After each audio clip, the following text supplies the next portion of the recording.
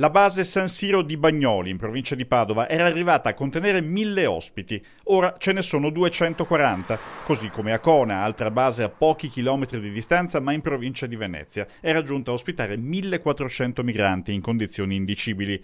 Ora, con 574, tutto diventa più vivibile e affrontabile.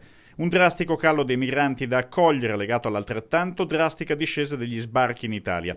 Una coincidenza di fatti che ha fatto calare l'emergenza e fa registrare a Veneto un numero di migranti presenti, 11.792, inferiore alla quota imposta dal Ministero dell'Interno, cioè 12.944. Non accadeva da 4 anni a questa parte.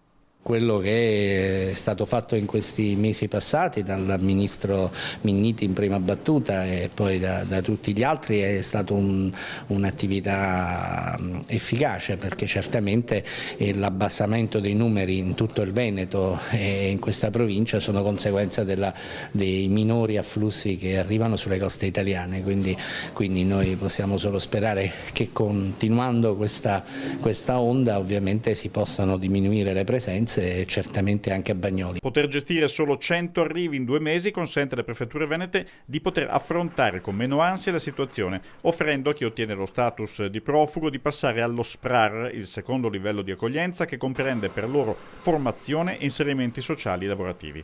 Con 579 posti negli SPRAR veneti, il rischio per i migranti di avere lo status ma non il lavoro era elevato.